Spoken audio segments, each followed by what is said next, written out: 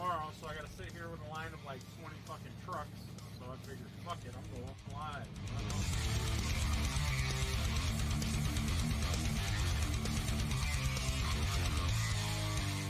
Got a little bit of vape mail.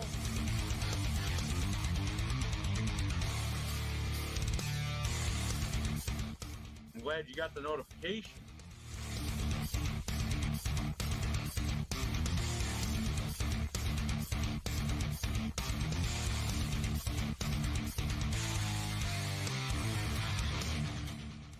Figured I'd go live because I ain't been live in a few days, and yeah.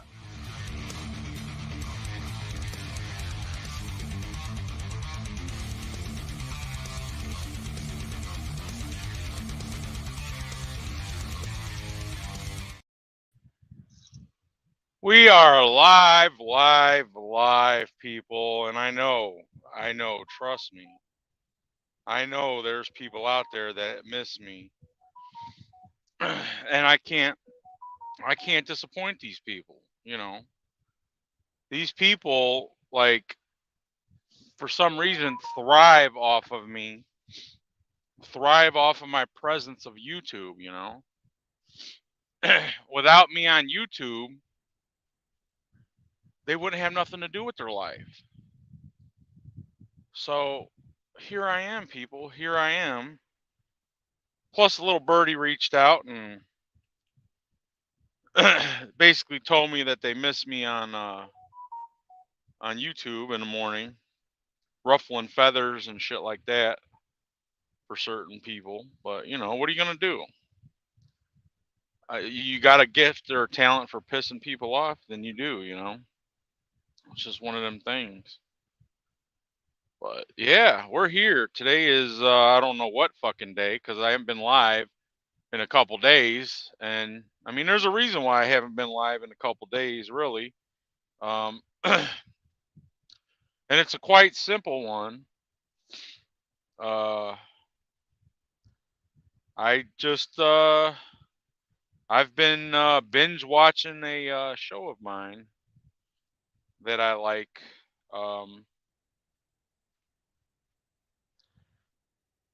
Yeah, there's a show I like that I've been binge watching, and I just got caught up in it. So you know, what are you gonna do, right? So let's do this right here. Actually, I want to do this right here. Where's my was it this thing? Yeah, there we go. Let's do that right there. Bam! What's up, people? What's going on? Truck and Review Daddy's in the house. You know, all his miscreant children miss him. So you know, I got to give him something to talk about. So I figured, why not go live? Live. Well, what's up, Juan? Aye. You should look at that picture I sent you, Juan. It's a nice picture. I'm sure you would have liked it. It was missing a few ingredients, but you know, it is what it is.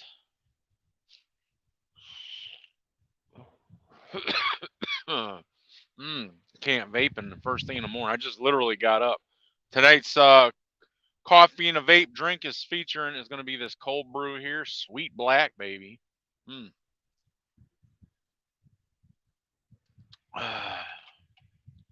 What's up there, Eric?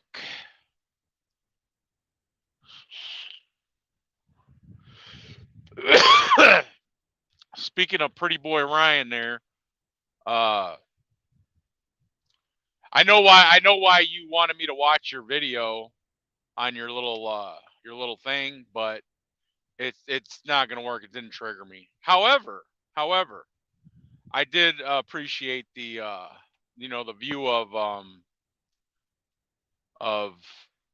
the midge and the I don't know how I feel about the fucking no O-rings on the fucking thing. I mean, it looked like it was, you know, nice and secure with that, but I don't know. Over time, I figured that metal would wear out and dull out, and then it just would fall apart. But I mean, I could be wrong, you know. Could be wrong, but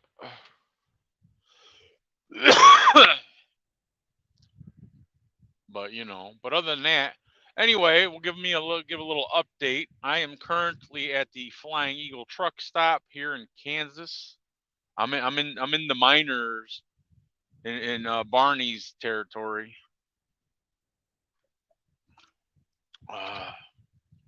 I just I delivered fucking plastic bags from a state that despises plastic bags and doesn't like them, but yet manufactures them and sells them to other states. And if you want a bag in that state, California is the one, obviously. You have to pay 15 fucking cents for a plastic bag. So there's that. And I brought them over here to Oklahoma, and now today here around 2ish o'clock, I got to pick up and then make my happy ass way up to Minnesota. I'm making that money, boy. Let's see. The load I took out there paid me. What the hell did that pay me? Let me do the math real quick. For those truck drivers out there. Let's see.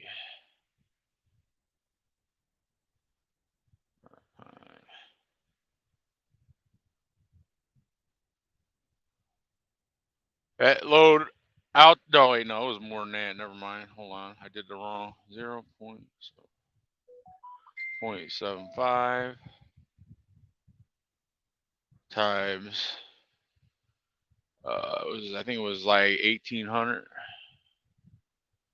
That load out there paid me $13.50, and then the load from California to back to Oklahoma. So 1350.7. Let's see. I want to say it was 1,400. That plus. So I'm looking at the load I took out and then the load I just brought back here. That's around $2,400. And then however much this load going from here up there. And yeah, not bad, not too shabby.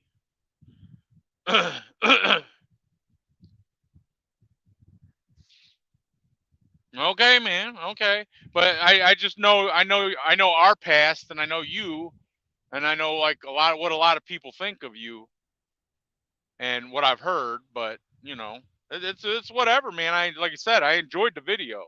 I mean, I like I would like to get my hands on an Absolute, and I will be getting my hands on a Nor, but I'm not going to disclose how.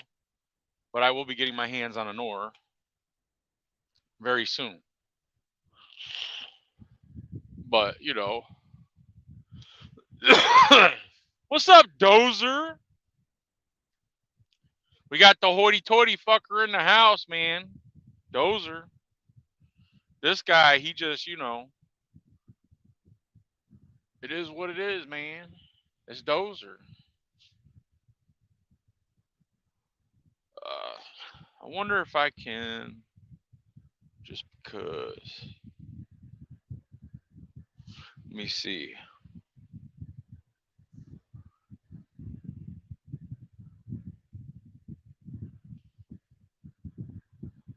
We'll do that. Just because I know if I do that, yeah, Mr. Yeah, there you go. That's right. You're Mr. Squays. Last week on the road for you. What are you doing, Alex? You just quitting driving and all around, or what? Damn, dude. That's crazy. Or did you find yourself some local work, or what?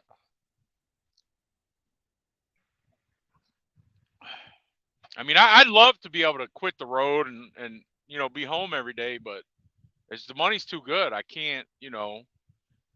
I mean, I could quit the road and just get mediocre like job, but like it just yeah, you're a fucking wrench, Dozer. That way they can give you shit in chat. That's why I gave you a wrench. Oh, okay, sweet. What are you gonna be doing? Auto parts or some shit? I mean, the only reason I brought up auto parts is because, well, that's, Michigan, for fuck's sake. But that's awesome, dude. Hopefully, like, I had an opportunity to go local, but I wasn't there for it because R&L Carriers was hiring, doing like a job thing, and I couldn't make it. So, you know, that should be a YouTube thing there, Dozer, or Mr. Squay's wrench. Mr. Squay's wrenches. That could be like a thing, like a YouTube name. But that's crazy, dude. Like I didn't know I knew you wanted to go local. You mentioned it before, but I don't but that's the thing for me, like it's the money. Like I would love to be fucking local. I'd love to be home every day. Utilize my fucking car that I pay like $1,000 for between insurance and the fucking car payment. But unfortunately, you know, with the way this economy is, and I'm surprised like you even went with auto parts. Like you would think with the economy, the way everything's sucking right now, like they really wouldn't be moving auto parts like that. But you never know, man. But that's cool. I'm glad, man. I know the secret reason behind why you're going local though. I don't know if I want to disclose it on here live on YouTube though, but I know why. It's because you want to be able to do more fishing. I know. I know. I've been seeing them damn pictures and all that of the fishing you've been doing and shit like that. That's the reason why you want to be local is because you want to be in that boat on the water. And I don't blame you. Yeah, I know they're big. I mean, they're big in the state, dude, because that's what Michigan's known for. But you would think that, with the way the economy is, I mean, it's not you don't have people just going out and flooding the damn dealerships and buying cars right now. So I would think that they're not really producing that many cars, but hey,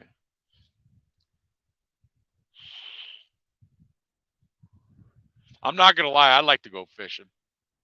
Go get your ass up, get in the bed. Fucking video bombing ass. But there's this one chick on YouTube that I follow. She used to do auto parts. She would move back from fucking Houston to Texas to back to Michigan, and she had came back to Michigan. She goes by Queen P or something like that. She's like an entrepreneur slash truck thing, and she did auto parts up there. I wonder if it's the same company she worked for doing that. If that's the one you're gonna go with. I don't remember what like what town where it was she was at, but she would do YouTube videos of her daily routine. She'd get up at like 4 o'clock in the fucking morning and she did a certain route and shit. But that's what she did in the day cab and did auto parts. I do have a question. I don't know. I've been trying to figure this out. Like my key fob for my car, if anybody can help me out. My key fob for my car, right? I got this fucking shitty ass ring, and I can't get like a ring like this to fit in the fucking bottom of here to get around. And I'm trying to find a fucking like a sturdy key ring for my key. And I can't find them. And I've looked all over the place. I don't maybe I should go to like the dealership or something. Maybe they can make one, but it's like they use 140 trucks, so we could get yeah you could. I mean, holy shit, got a celebrity in the house.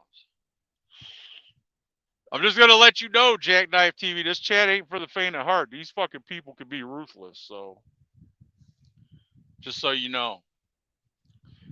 But yeah, that's one of the things, they could get big. It depends on the economy with the cars and shit. But I mean, I just figured if I was gonna go local and do like a local driving gig, I'd do something that's like not necessarily economy safe or whatever, but like I don't know, medical waste transportation or something, something like that maybe. But like the LTL carrier that I was from what I understand, I have a couple friends that do like less than truckload shit, and they're still I guess making money because the one dude's he's busy constantly going all over the fucking place and everything. But like that for me, I would think would be like a safe bet is like less than truckload freight, because shit's got to move and people want shit fast. But I wouldn't think auto parts or anything. But hey,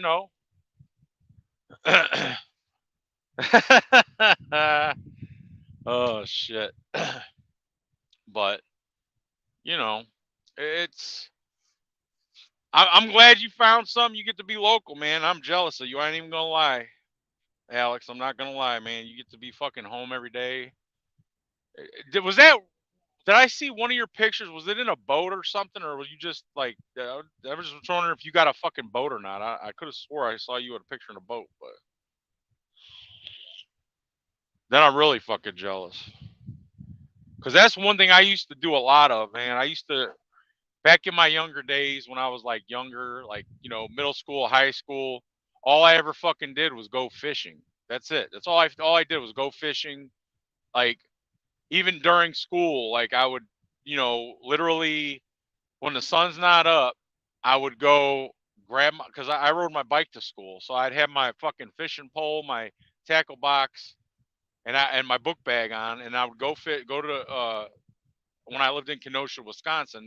They had this pier and this little like marina or whatever you want to call it, and I used to go there. I used to go fishing for a certain time, and when I knew I had to be at school, I'd ride my bike to school. I'd have my fishing pole, my tackle box, and my book bag, and I'd leave it in one of my classes or whatever, one of the teachers, and then I'd go home. I'd have all my fucking homework done before I even left school, and then I'd leave school. I'd go right back to the fucking lake, and I'd go fishing, and then the weekends, forget it. The weekends, dude, shit. I was up when it was dark on the weekends fishing, and then I wasn't back home till it was dark. So I was never home. I was just fishing. That's all I ever did. That's it. Oh, nice, nice. Yes, awesome. Fucking. What brand did you get? Did you get like a bass boat or is it like a? I've always wanted like a tracker or a skeeter. With like twin Mercury. I think the 225 engines on them. Like and then it had like the fucking I forget what those damn poles, they come out, they stick. I guess it's to like, balance the boat out or something. They fold back down and go down in the water. And I don't know. I honestly don't know what those are really for. But with those, and then they had this like not back in the day, but I seen that they now have a fucking trolling motor that you can literally you could launch your boat by yourself, go park your truck, your pickup with the trailer, and then if the boat drifts off, you can remotely control the fucking boat to come back to you to the fucking dock and shit. Like just a setup like that, and I wanted like the seat up on the front of the boat, and then one in the back, but not the ones that's like that little fucking pad. Just like I like the ones with the back on them. Like that would be like a perfect boat for me. Just to throw it in the water and just go to fucking town, man. I miss it though. I've not been fishing in a long fucking time, man. I used to go from doing that on a regular basis, then that was like a big part of my life, to like barely doing it, if not doing it at all. Like, man, but like I'm here, and plus I'm here.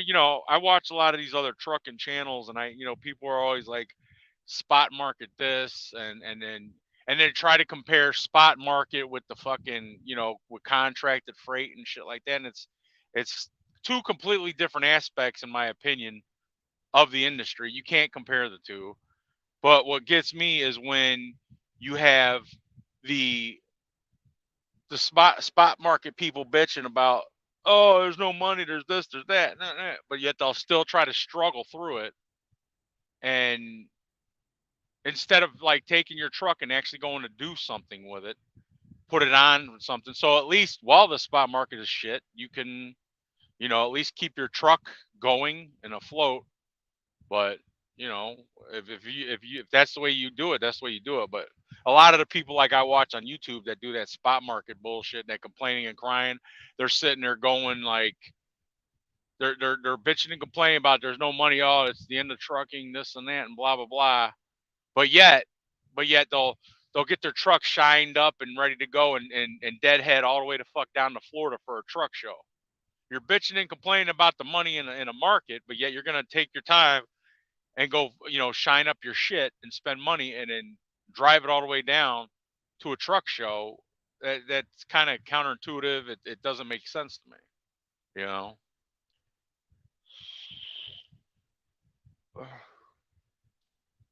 Yeah, I mean, I won't turn my nose up against a John boat either, man. Like, I just, like anything that floats on the fucking water, if I can, I would fucking, I would take it. But, just in a boat, because I had a friend of mine that in Nashville, his grandfather had a boat, and like he would always want to go fishing and shit. But my friend would like, oh, I don't want to do that or this, or just didn't want to. So I went with his ass, and we went out on a fucking, I forget the name of the river in Nashville, Tennessee. It goes through Nashville. We'd go up there all the time. And ever since I experienced that, man, that shit was fun. Ain't nothing like fishing on a boat though. Ain't no fucking sailboat, Dozer, you fucking jackass.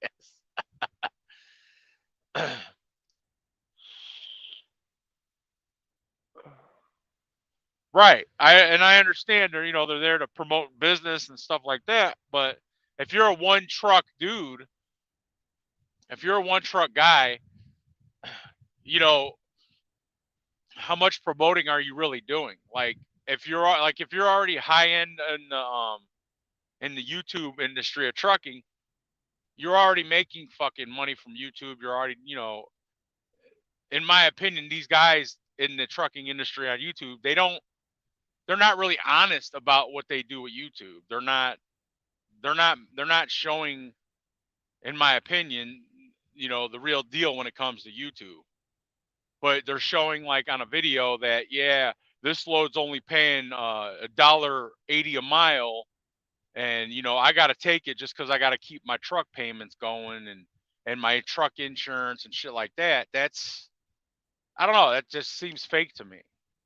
Like, but while they're bitching and complaining about that, they're buying their kids they're taking this big ass room in their big ass house, putting up fucking 3 70-inch screens and building 3 brand new computers and 3 or 4 different gaming systems and setting their kids up with a fucking YouTube, but yet they're bitching about the freight rates and this and that.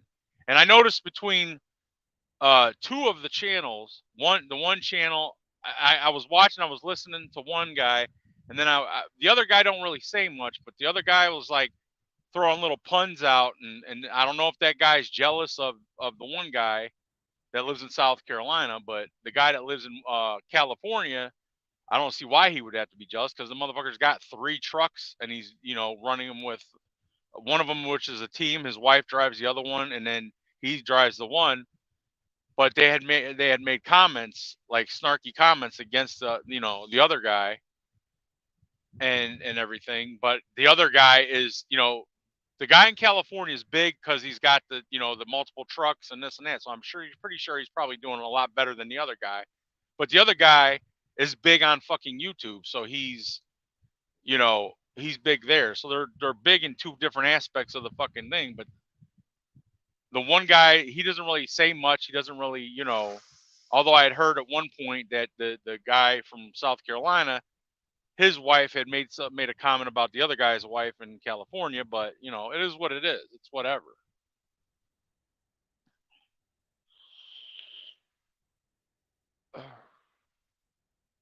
Yeah, I wouldn't. I've never been to a Mats, dude. Like I've never. That's the one thing since I've been out here 20. I've never been to one of those. For me personally, I think it's cool to like, you know, get together and you know collaborate and shit like that with other people that do like YouTube basically. But other than that, it's just a big fucking couple days of, oh, why don't you buy this? Why don't you buy that? And blah blah blah. You know, let me show off my fucking truck, and you know, it's fun. I'm not gonna lie, it's a fun thing to do, but it's just not. I don't know. I never felt the need to go park a truck and pay a shit ton of money just to park your truck and then walk around it. Yeah, you get to see cool fucking looking trucks and shit, but you know, and I'm not really. I mean, I watch certain people in the trucking industry on YouTube, but I'm not like a fan, and I'm not fanboying these fucking people on YouTube. Some of the some of them are interesting in things that they say or do, but I honestly don't think that they're. I don't. I think the smaller guys in the trucking industry on YouTube are genuine and stuff like that, but the bigger guys are just show. You know, that's my opinion though. I think they're just show.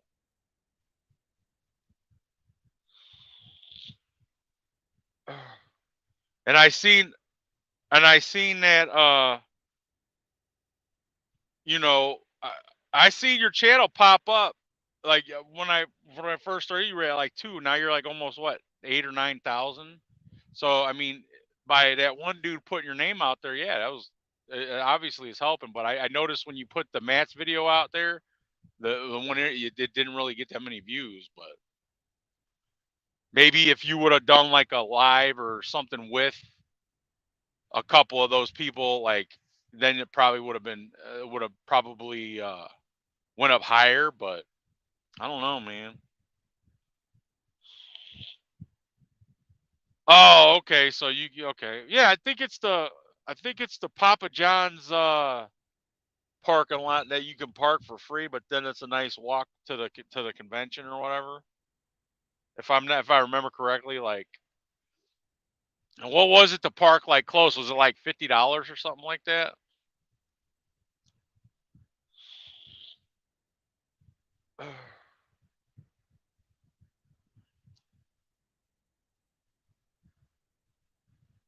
Exactly. That's what I'm saying. Yes, that's what I'm saying. Complaining about then spending 5,000 fucking dollars, but he's not the only one that does that. There's another one that does that too.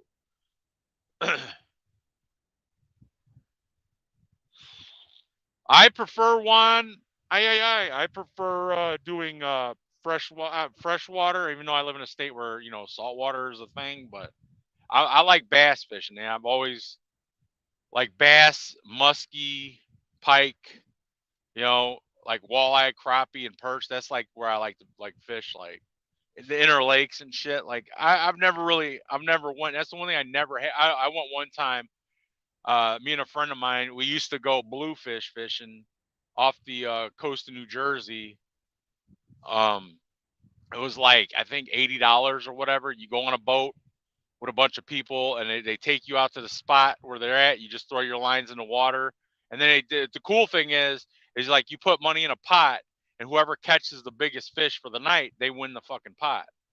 But I've learned real quick that like when I get my big ass out on a boat in the ocean, I I get seasick. Go figure, right? So the one time I did go, I basically, well, I went twice. The first time, I ended up staying in the cabin on the boat, laying down because I was like ready to blow chunks, and so I basically paid $80 to get sick. Yeah, so I didn't enjoy it or anything. Like the boat ride out there was great, and as soon as they put the fucking anchor down, that was it. That was all she fucking wrote, and I blew chunks. But yeah, we went out. We got caught a bunch of bluefish. The fish they caught, then they have a guy on there that he fillets everything for you, and then you just take it home and then you can cook it. And we did. It was good. I've never, at that point I had never had bluefish. I didn't even know what the fuck a bluefish was, but it was good. But as far as ocean goes, that's the only time I've ever done anything. I did have a thing where I wanted to go on one of those like flat fucking boats, and they got the platform where the guy stands up on the platform with this big ass stick, and you can either use a fly fishing rod or some type of whatever, and it's like shallow water, and I guess the guy's supposed to spot like the little bitty schools or whatever, and it's bonefish fishing. I used to I wanted to try that because they're not good to eat or whatever like that, but they're like good sporting fish. Surprisingly, there's a lot of people that do that. I want to try that maybe, but oh, nice. Well, I hope you get it, dude. I really hope you get it. That'd be fucking cool. I hope you get that.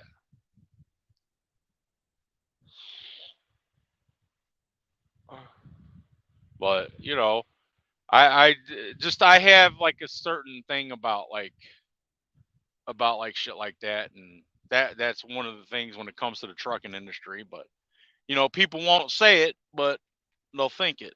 And I need a fucking drink, so bear with me here. I'm gonna monster it up again. Well, I don't want this one. Got to break out the regular monster to wake my fucking self up. Fucking Eric. Golly. Oh shit.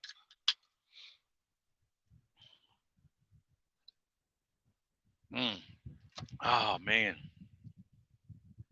And I'm fucking leaking. Think I over dripped.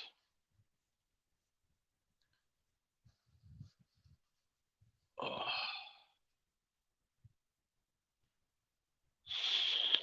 Yep, I over dripped. Damn it. And then this is what Dozer says he's talking about. I don't know what these two are talking about, but it seems like it's funny.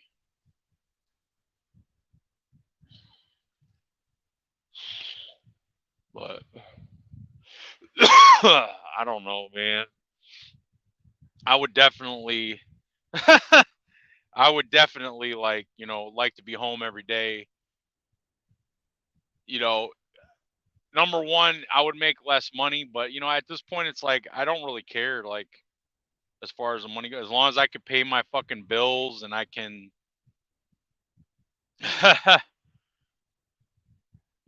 as long as I can pay my bills and shit and still be comfortable and stuff like that, I wouldn't mind being fucking home every day.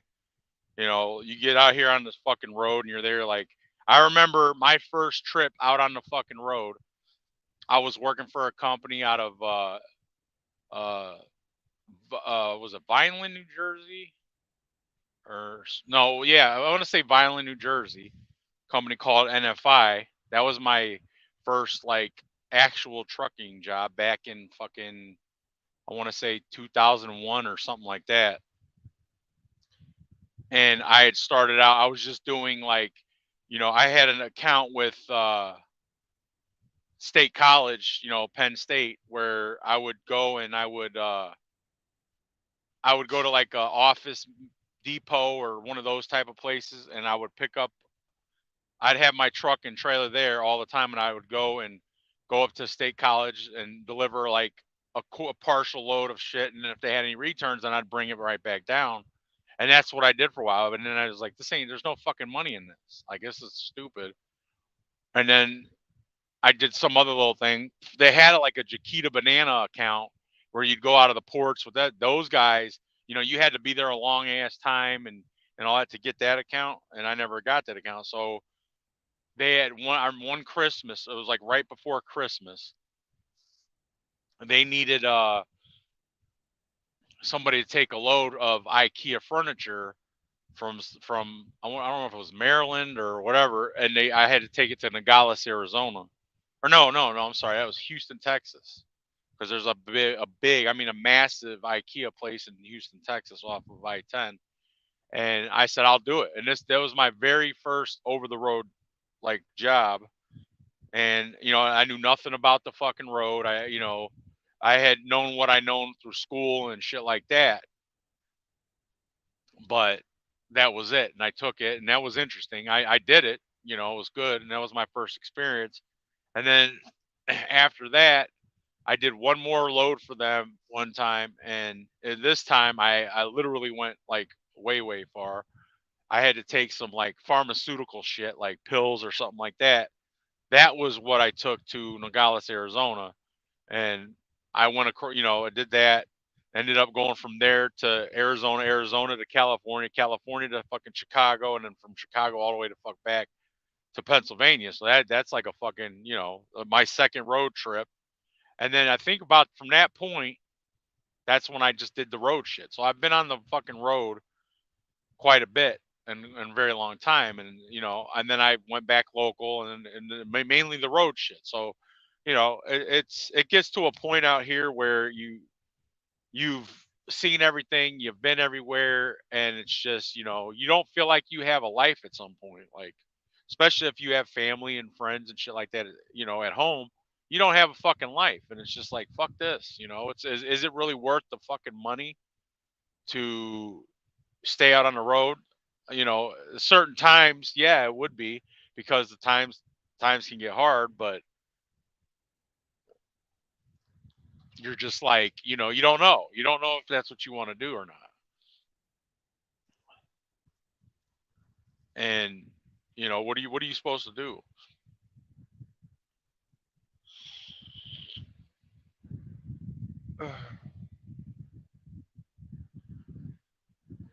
And everything. So what are you supposed to do, And well, yeah, I know that one. I know that. I figured when you said, you're going to Michigan, when you first told me with your new company, I figured right away. I was like, okay, auto parts. One, because where you're from in Texas, and two, because, and I asked you again where you. Oh, I'm going back up to Michigan, so I assume, that wouldn't be a bad deal either. Like if I could do something like that, where it's like you're almost doing like a dedicated thing. You leave Texas, you go to Michigan, you come right back. Back like that. That would be cool. Except in your case, like when you're running back empty, you hit snow or fucking wind or like storms. That would probably suck. But you know,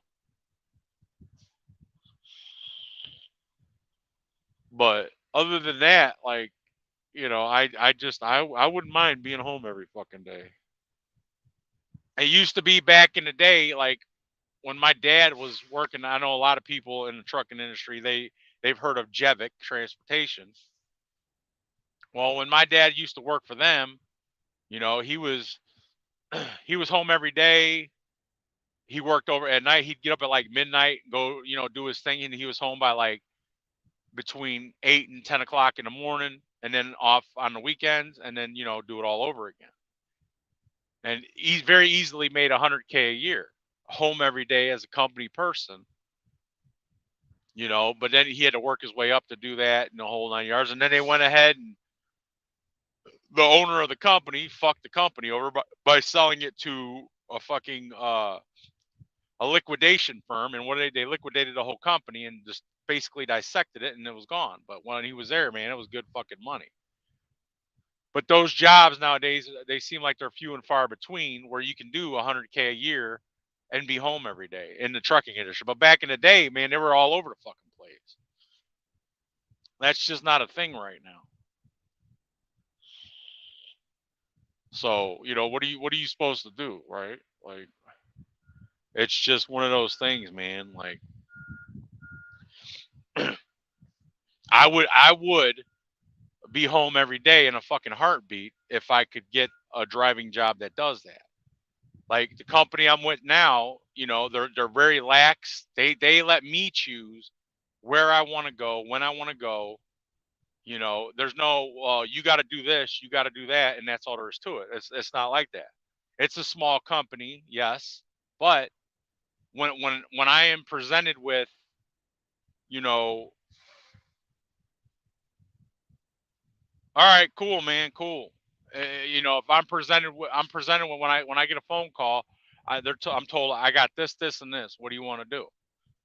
And if it doesn't seem like I'm like into that, or I'll keep looking. Like, you know what I mean? Like most of your companies don't allow their company drivers to do shit like that. So and then like they're more lenient. They are like, for instance, like if I want to go, if I'm going through the house and I'm delivering by the near the house, where right away you gonna stop at the house, and I'll be like yes or no. Like most companies, no, you ain't due for home time yet. You got to fucking keep going. So they're very few and far between like that. So I got that kind of leniency, and I make decent money. You know, but I'm seeing a lot of YouTubers in the trucking industry, just even company people, just like, this sucks, man. This ain't good, and blah blah blah blah blah. Like, and I don't know. It's crazy. Go to his channel, Juan, and check it out. It's just Jackknife TV. I think I told you about him on YouTube. Basically, I'm the one that got this guy into driving trucks, because I used to live with the guy. I rented a room from him and stuff back in the day, and he saw that I drove trucks, and he used to be a regular mechanic and whatnot. And then he used to see my trucks when I'd stop by the house or whatever, and I basically triggered his ass to go get a CDL and shit. And he's been through a lot in the industry. He's owned a couple trucks and owned authority and shit like that. He's got a nice channel over there. Ugh. I am not door dashing, Eric. Hell no. Only if I could DoorDash to your house every night, and I could raid your e-liquid collection, maybe. But no. Oh, you're in Louisville, Alex? Cool. I'm sitting here, some fucking well, not podunk town. It's like a suburb of Wichita. I'm at this little rinky-dink Flying Eagle truck stop. I got to pick up 15 miles from here at like 2:30, and then I'm heading to Minnesota, one of those fucking food places.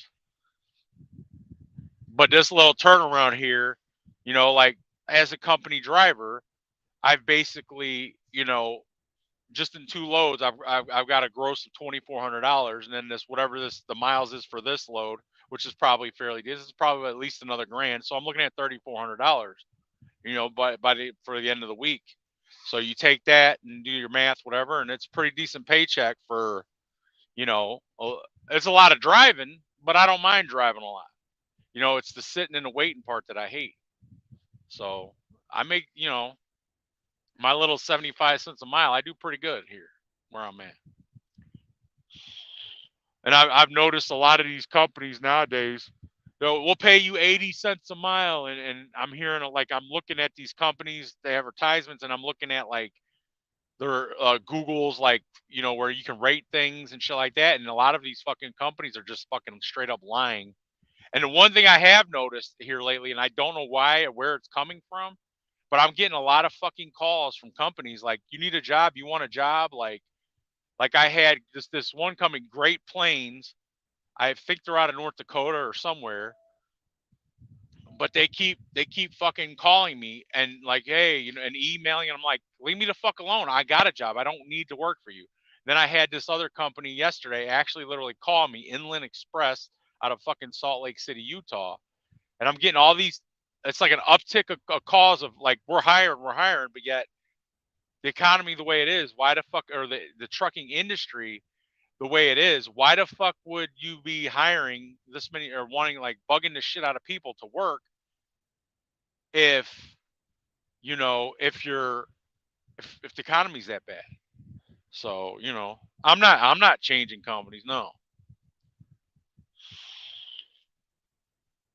I'm not changing companies. Fuck no, dude. The only way I would leave this company is if I found something that was local that could get me at least close to what I make here. I highly doubt there's a company like. I mean, yeah, the post office. That would definitely do it. But getting in the post office, that'd be like pulling teeth. And then maybe like Buster Brown and fucking UPS, you wear the fucking brown shorts or pants and that, and you do like a set of doubles and you do like line haul shit. You can probably make money there. But again, trying to get into something like that, like pulling teeth.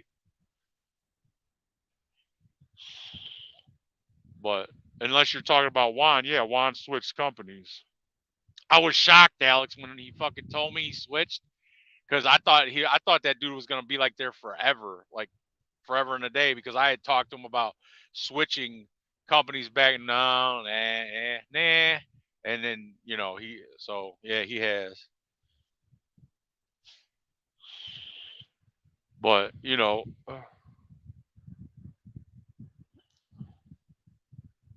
used to work for. Yeah, I thought about actually going to AFC Transport one time, dude, and everything. But I was like, do I really want to do like flatbed work? Nah, fuck that. I couldn't do.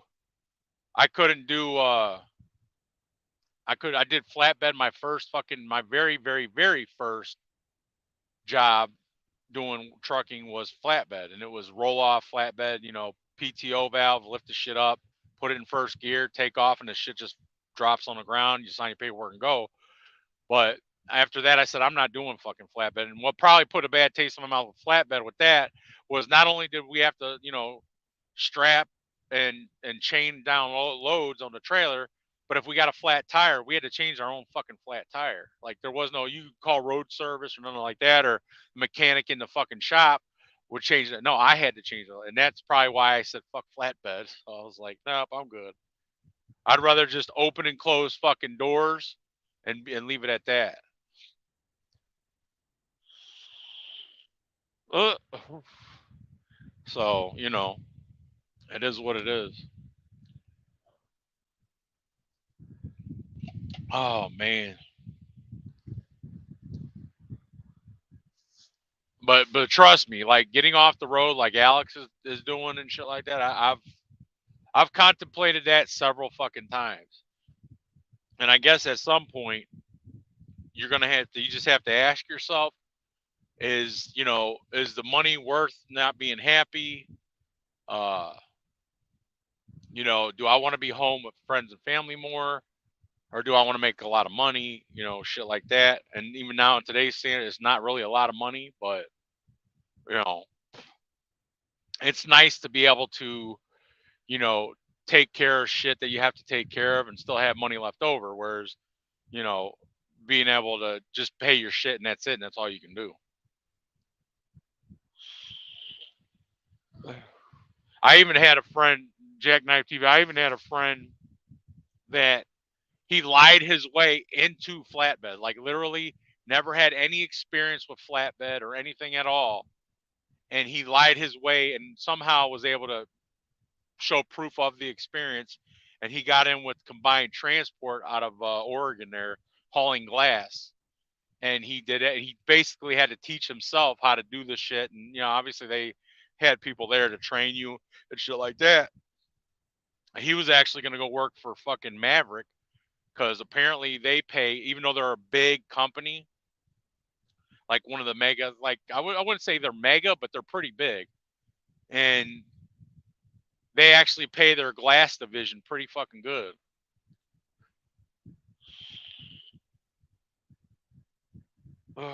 But what are you gonna do? So there is that. I mean, I thought about even doing that. I'm like, if this motherfucker can get away with lying his way into shit, maybe I can lie my way into doing heavy haul shit or some shit like that. Because there's very little aspects of truck driving that I haven't done. I haven't done oversize or heavy haul. I haven't done that. Um, I haven't done like logging trucks or anything like that, but I've done a lot.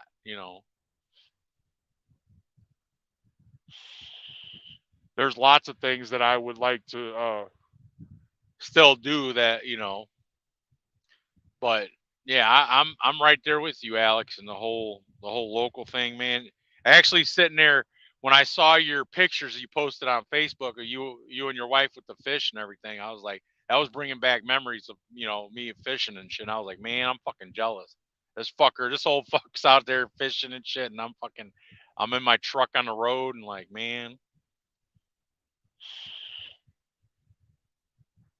But yeah, I would definitely like to get back to doing some fishing, man. I used to be, I mean, big into like I know a lot of people think Alex is big into that, dude. I had fucking like bookshelves and bookshelves full of fishing magazines. I had fishing gear all over the fucking place. And like people in the vaping industry think that you could spend a lot of money in the vaping thing community and shit like that, but you can spend a shit ton of fucking money in the fishing community on YouTube and the whole YouTube thing with fishing and shit like that. I used to follow a few guys on YouTube with fishing. There's this one guy, I want to say he lived in Ohio. This young, he was young as shit, dude. But he had two pickup trucks. He had fucking two boats. He had sponsorships. Like there was this one like fishing box set. You would subscribe to the service, and they would send you like a little box care package with like different lures to try out and different things in the fishing and stuff. And he was sponsored by them and shit like that. And he got pretty decent in size too, you know. And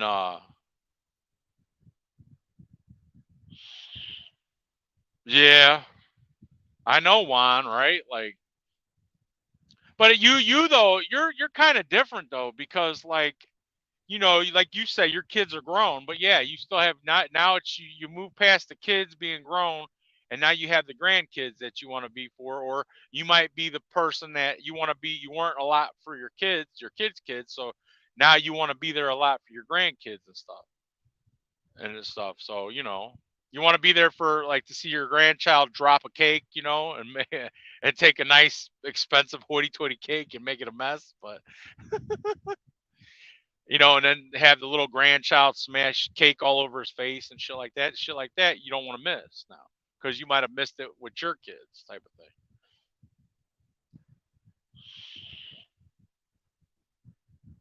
Yeah, I have a friend of mine right now. He does LTL work for a company out of Georgia, but he goes out for the week and then he's right back home. He's home every weekend. Like sometimes he's home on a Thursday and he'll take off, but he leaves every Sunday. So he might have Thursday, Friday, and Saturday off and leave Sunday, or he might have Friday and Saturday off and then leave Sunday.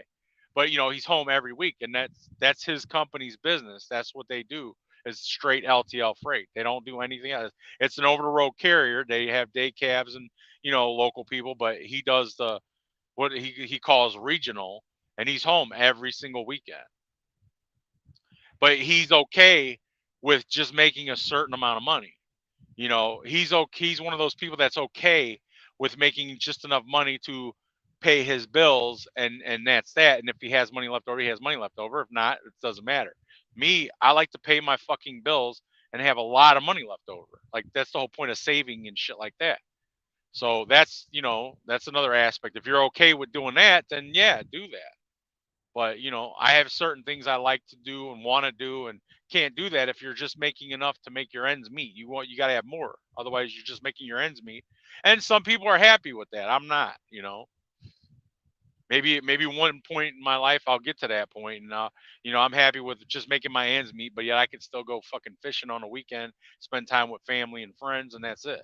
But it's just, I don't know where I stand with that part of it, but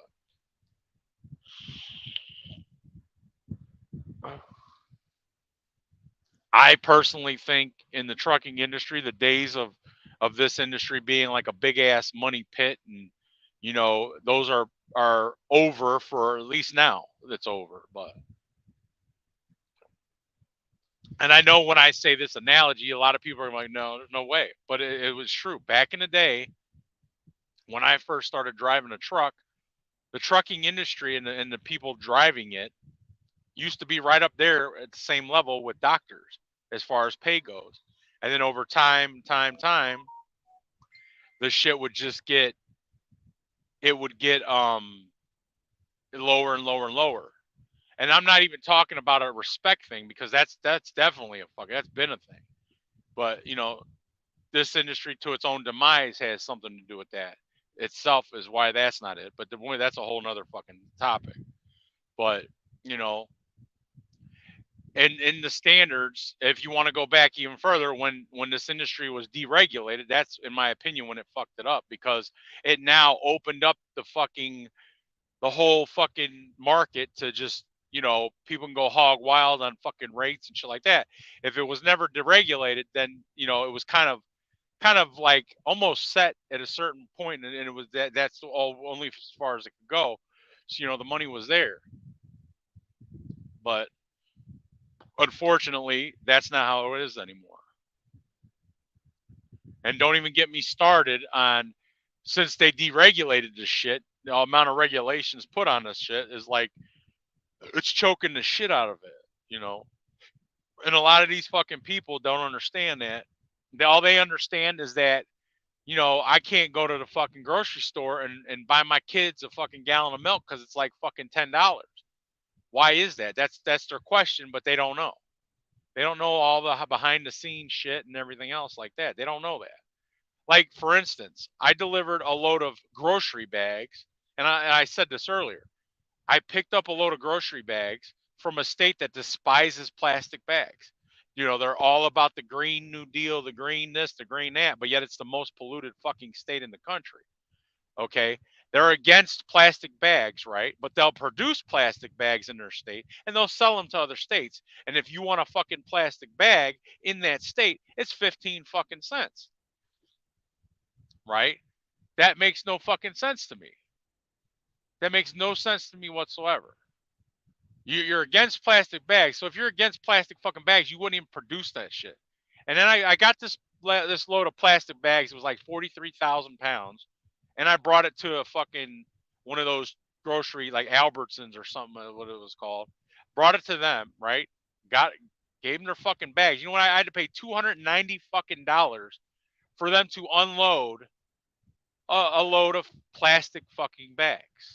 Like, that's just fucking, it blows my fucking mind as to why I had to pay $290 for them to unload plastic fucking bags, which it's not a fucking load that you would have to break down. You got 20 skids and you have to turn it into 60 skids. It was all the same fucking product, but it was $290 fucking dollars just to get rid of fucking plastic bags. Like, that's just crazy to me.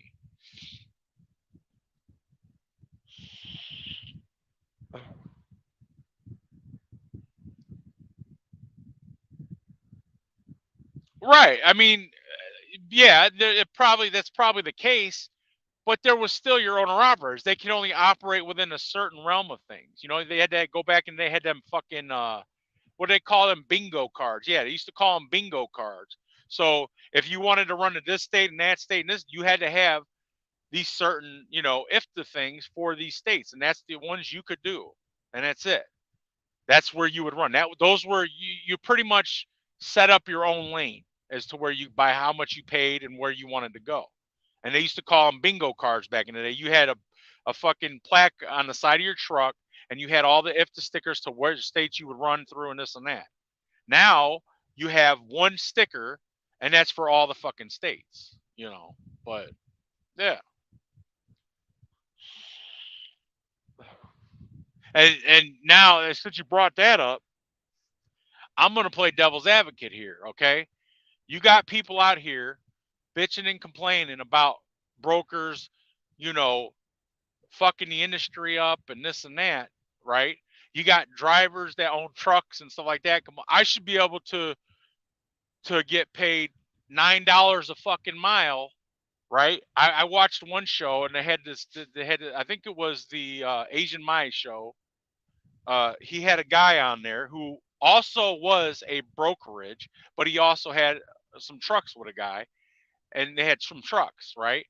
His idea, from listening to what I got, was he should be able to charge any of these places $9 a fucking mile, but if a broker charges, you know, or a certain rate, and say he wants to give a driver $2,000 for a load that pays $5,000, he shouldn't be allowed to do that.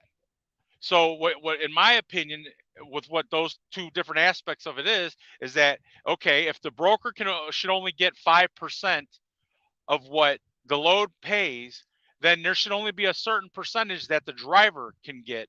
That's the owner operator for that and a set rate. Because in his eyes, in his opinion, he should be able to skyrocket the rate and charge whatever the fuck he wants. But a guy that owns a brokerage firm should not be able to do that. You know, it's in my opinion, the driver is the one who made the decision to get some trucks, get some trailers, and have all these extra expenditures to have a business. Whereas the broker went the route of, okay, I'm going to get loads. I'm going to be able to have an office building, or I'm going to be able to sit at my house with a computer and make my money. You know, you as a person have a choice in how you want to do what you want to do in this industry. But one entity of it should not be able to say, well, this other entity should only make this much and that's all there is to it. No. When you go in business, you go in business to try to do the best you can and try to make the most that you can. It's like the concept of, like, you know, big corporations, and people want to sit there and badmouth these big mega corporations and shit like that. Well, they should have to pay more taxes. They should have to do this. Why? Because they make more money than you? No, they should be penalized and punished because these mega corporations, they had to start somewhere. They didn't start out mega and fucking big. They weren't right off the bat that big.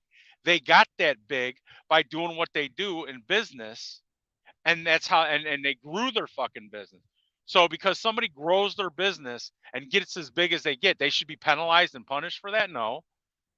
You have to ask yourself, when is the last time you worked for somebody that was poor? Poor people can't pay you. Rich people create jobs. It's a simple concept. It's not hard to grasp. Okay? It's a simple concept. Rich people create jobs, not poor people.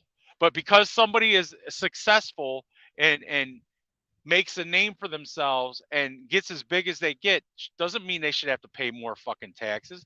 Yes, they should have to pay their fair share of taxes. But their share is going to be different than, you know, a smaller guy. A smaller guy's share is going to be different than a bigger guy. But in my opinion, if you want to succeed at a business, then you should be able to do what you have to do so your business does succeed. It's nobody's responsibility for your business to succeed except for yourself.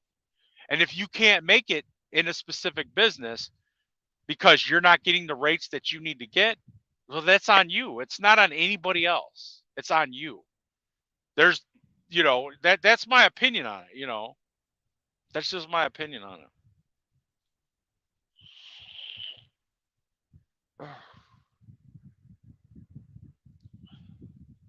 But I don't think that a driver that owns his company should be able to, you know, I don't think it's okay for drivers that own their own companies or, you know, whatever, say, oh, I want $9 a fucking mile, and then they go get a load from a broker, but that broker should only make $500 on a load that pays $6,500. That's where's there any fairness in that?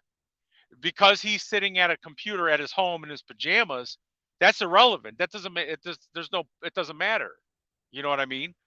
If you don't want to haul a load for a specific broker that's going to give you $500 and he's going to take $6,000, well, then you should know that about that broker and not haul that freight. It's that simple. Clean cut, dry. There's no don't haul that you because now, especially nowadays with social media, there's like you can tell about a broker. You can tell what their, you know, success rate is. You can, you know, how are they on paying on time, how they're this, how they're that. So you can tell and you can get to know about a broker to whether or not you're going to haul their shit for them.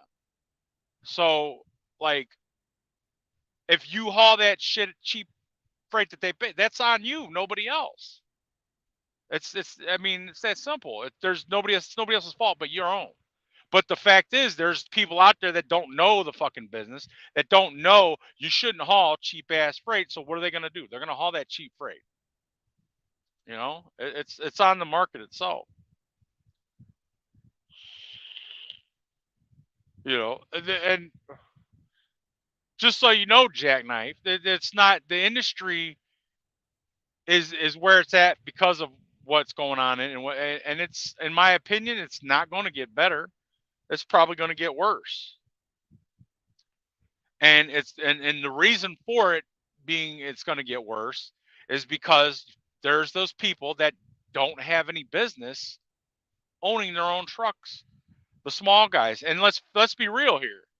The biggest part of this industry is ran by the small mom and pop 1, 2, 5 truck companies. That's the biggest part. The mega carriers are small compared to the whole fucking picture. So that just tells me one thing. That tells me that there's a lot of people out there that don't know what the fuck they're doing, and they're just going to continue taking the cheap shit. And also there's the big guys that can afford to haul the shit for cheaper. But again, there I go into, like I said before, is you're gonna bitch and moan about the big carriers. Oh, I'll take that load for 50 cents. They put themselves in that position where they can afford to do so. But you shouldn't be able to castrate them because that's what they can do. They set themselves up that where they can haul a fucking load for 50 cents a fucking mile and still make a shit ton of money. You know, as a owner of a company, you should have the wherewithal and to know how to set yourself up and do the things you need to do so that you're successful. And if you can't, then maybe you shouldn't be doing it. Maybe you need to go into like a niche type of thing or contract work or something like that, so because that's where you'll thrive. Maybe you don't have the drive or the fucking the push to go out in the spot market and get you your shit. You know what I mean? That's to each his own, though. And of course it doesn't help that you have certain people in social media in this industry out there painting this glorious fucking picture of, you do what I do, you're going to make a shit ton of money and blah blah blah. Because for a prime example, I'll use this dude as an example because I don't care. Just Trucking, he's got a big following on YouTube. A big following. He's like 300 something thousand or something like that followers or whatever. He is thriving in this industry because of his social media presence, and that's where it's not the trucking industry where he's making his money. Although his new venture that he just decided to start doing, whether or not it's true, that's that's the thing. Whether or not it's true that he's actually making $1,500 a day hauling them dry bulk loads and not even having to unload them. He's driving them to picking it up and then driving it back. If that is true, he found himself a fucking niche right there. So instead of bitching about the spot market, as it's called, he went out and took his truck and found a niche in that he's making money now. Obviously, that's pretty good. $1,500 a day owning your own truck, that's pretty fucking good. And not even having to leave your fucking state. The other guy I like that I watch is called the Rusty Cracker. That guy is hauling in state of Florida UPS loads from UPS to port, and that's it. Same thing. He's making $1,500, and all he does is take a loaded trailer down from fucking Jacksonville down to fucking Miami, and he'll ask him, "Do I need to bring a trailer back or no?" So he'll bring an empty back up there, or he'll just bobtail back up there. And guess what? $1,500, one fucking load like that. I mean, that there's certain things that you got to do when the shit hits the fan to make it to where you'll last. But let's go back to Just Trucking, okay? So he's got a big following on fucking YouTube. He's getting fucking paid by YouTube. He's getting fucking, and the vape industry is different from like the trucking. The trucking industry on YouTube, yeah, they make fucking money because you know how many fucking advertisements you can have and commercials on your trucking videos versus vaping. Because fuck vaping, it's against the law, it's bad for you, blah blah blah. That's why. But he's making a shit ton of money there. And then all the fucking endorsements he's got, Green APU, Truck Smarter, you know, shit like that. And like they're set, like Green APU, for instance, is sending him fucking PM kits for his fucking APU. So he don't have to go out there and spend money on getting his fucking APU service. So he's saving money there. So that's basically money in the pocket because he's getting free, you know, advertisement. So if you take Just Trucking off YouTube and he has his one fucking truck doing just the spot market, you honestly think that he would be able to land? No, that truck would have been gone. Even with him doing his fucking Uber that he does, that truck would be gone.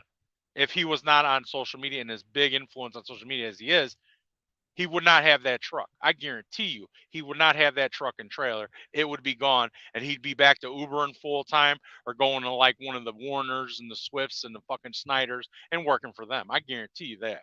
Guarantee it.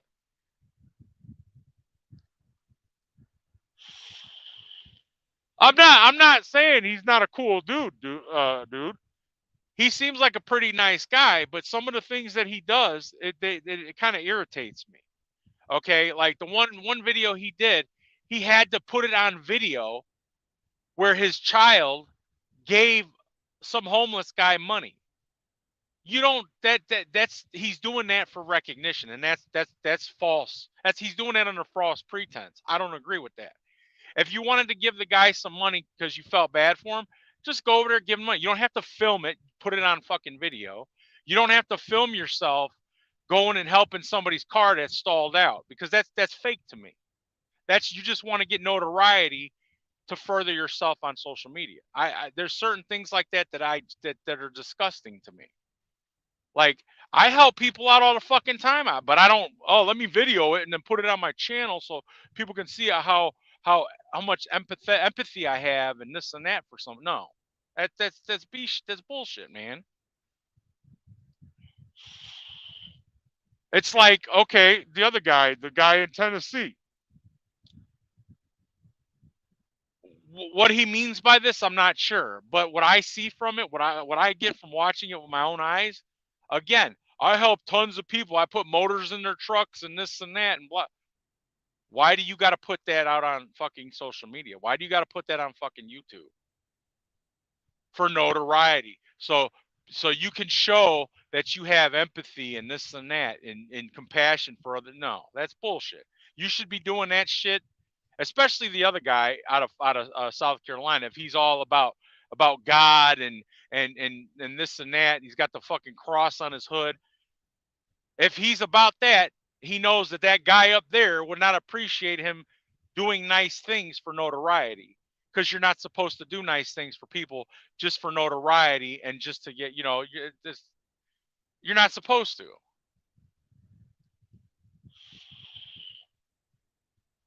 All right, I will. But, you know, that's the thing. Like, I'm not, I can't back people like that. I can't back people like that when they try to put that whole, oh, look at me, I'm doing something nice for somebody on fucking social media. So it's kind of like the shit on TikTok, or not TikTok, but Instagram or even Facebook, where a guy goes up to this homeless guy and he, you know, he like hands him a bunch of money. Or like there's this one where this homeless guy's going through the fucking trash, and then this other person's behind this. He puts a trash bag and stuffs it with fucking money, and then puts it right there. So the guy, he's gonna grab this fucking bag, and then um he's going to sit there and open it. Oh, wow, look at all this money. Notoriety on social media. That's bullshit to me, man.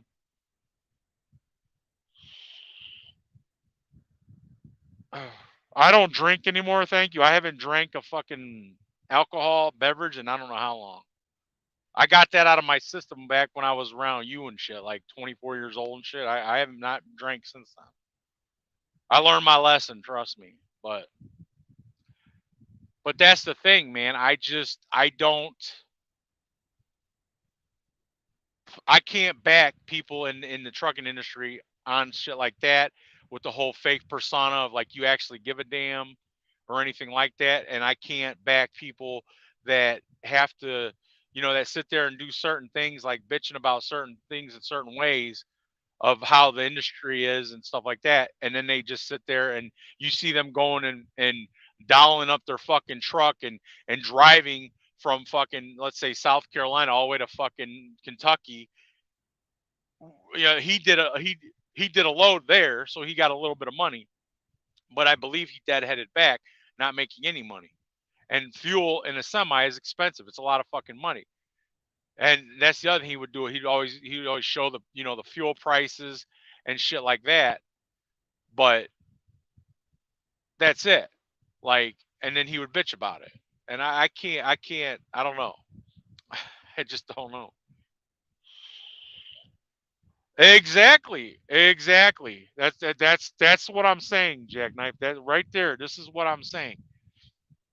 It's shit like that that you're like, almost like he's trying to get people to feel sorry for him one side one way, and then he's doing shit the other way. Like, look at me, I got money, I can do this. I can sit there at a fancy fucking restaurant where they take a nice fancy torch to a dessert, and I got this big ass tomahawk on my plate. But man, the fucking fuel rates are garbage. Like, come on, dude. Like, seriously. I can't. I can't back something like that up. I can't listen to something like that. I can't co-sign for something like that because to me it's fake. It's fucking fake. And then on top of this, I'll throw this out there too. Like, he knows he's got this hot ass wife with her big ass rack and this, and he's always got her in video. He's always got, like, oh, I'm gonna have you do this and be like this, so all these guys will come watch my channel. So you're using family to get your channel further. You're bitching and complaining about not the industry just so you can get views, even though you're doing pretty damn good. But you won't be honest with people and tell people, even though the economy is the way it is, I am still doing good. I'm still able to flow, and this is why, because I have YouTube, because I do this, because I do that. That's why I'm able to do what I'm able to do. No, instead, you bitch and complain about the money, the rates, the fuel, this and that, and yet you still take extravagant trips with your truck and drive your truck, and you do it for free, and then you still bitch. Like, come on, man. Get real here. Like, Jackknife TV, that's the real persona of the industry. The struggling and the fucking this and the that. And is he able to go on a family vacation? And yeah, but it's nothing like spending, $500 a night on a hotel room and spending $1,000 on food or something like that. That to me is real trucking YouTube right there. Going to downtown New York fucking city and having to deal with the bullshit, or your truck breaking the fuck down and you show it there, and that's real life. And yeah, I'm not making a shit ton of money, but I'm able to afford this, and that's it. That's what it is. But I'm not going to sit there and bitch about the fucking rates and then go on a fucking extravagant little vacation right after I bitch about it. And then I'm going to film it on fucking YouTube on my channel and say, yeah, poor me, poor me. But yet I'm at a fancy fucking hotel down in Florida on the fucking beach with my fucking family. Like, come on, man. Seriously? Like, it's fucking crazy to me, man. It's crazy. And that's like, in the whole trucking part of this shit, I don't think there's enough people with enough balls in the trucking industry on YouTube to actually call these fucking people out. I really don't see it. They need to. They need to have somebody in the industry to call these fucking people out, because they're painting a false fucking narrative and picture for these other people that are watching this. Somebody's gonna see that's never been in a truck before and be like, man, I can make a fuck ton of money. I can live a fucking fancy, extravagant life if I just go drive a truck. And it's not the case. Not the case, man. But yet these people get away with being able to do this shit in this industry, and it's fucking irritating to me, man, because nobody calls them out on their fucking bullshit. Yeah, there's bullshit that's in the industry itself out here on the road that needs to be called out amongst it's regular people that drive trucks and shit. But even more so, the people that are on social fucking media in the trucking industry need to be fucking called out. because they're and if you want to be technical, the reason why we have the garbage and the riffraff out here driving these trucks and doing shit stupid, like leaving piss bottles and shit bags and garbage out on the fucking parking lots and the, like Walmarts, is because these social media people, these big fucks on social media in the trucking industry, are painting this extravagant picture. So these jackasses from, everyday walks of 9 to 5 or life are coming out of the fucking woodwork to get in a truck, and they don't know the etiquette out here. They don't know the unspoken rules out here and how to be. So they're going to come out here thinking they can make a butt shitload of money, do shit backwards, drive fucking shit the wrong way, and act a certain wrong way. And guess what? Now you have a bunch of fucking people looking at the industry from the outside in as it's like a bunch of fucking scumbags, because the big social media influencers in the trucking industry are painting this big elaborate fucking picture that you're going to make a shit ton of money out here. But what they don't explain is you have to start this is not an industry where you can come in and make big fucking bucks. You have to start at the bottom of the fucking totem pole, period. You have to work your way up, period. That's the only way you're going to, and most people can't even last doing this shit.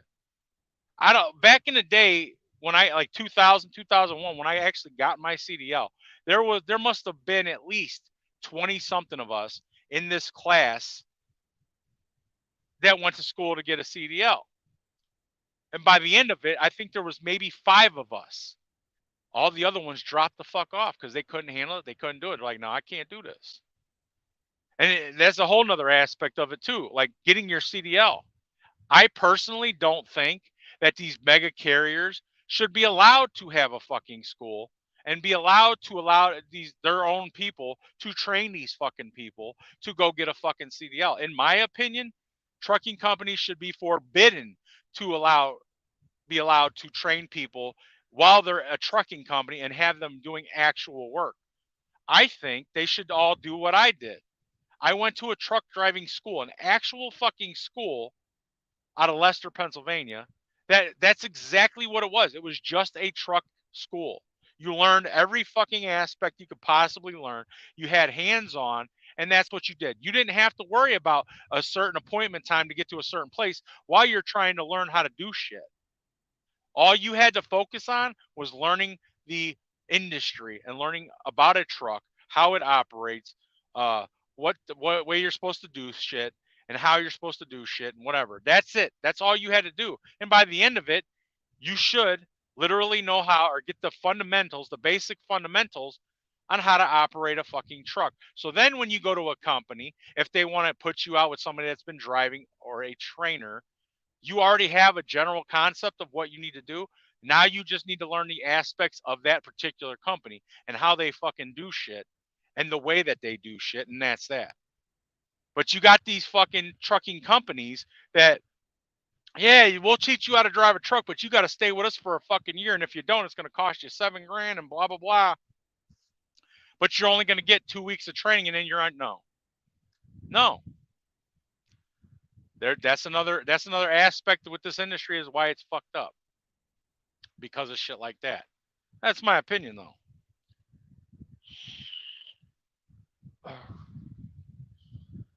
It's just that's the way it is, man.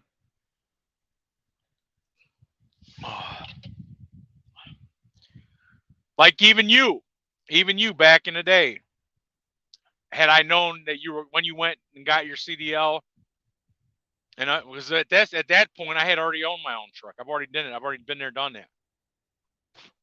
At that point, I would have told you, and I believe I might have told you this, but when you went and got your CDL, or before you got your CDL, if you're gonna get your CDL, you need to go work for somebody. Learn, take the truck, treat it like it's your own truck, you're a company, and do the damn thing.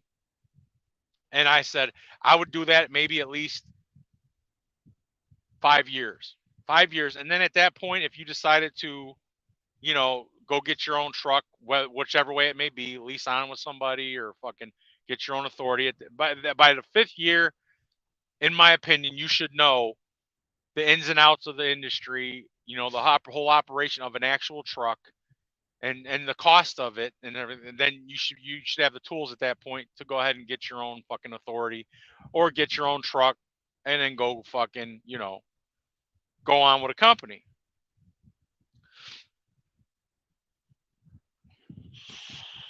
But that's that's my take on it. Like, And that's how I feel this industry's gone to shit. A lot of it has to do with these fucking big time trucking industry influencers, and amongst other things. But I believe that's a big part of it.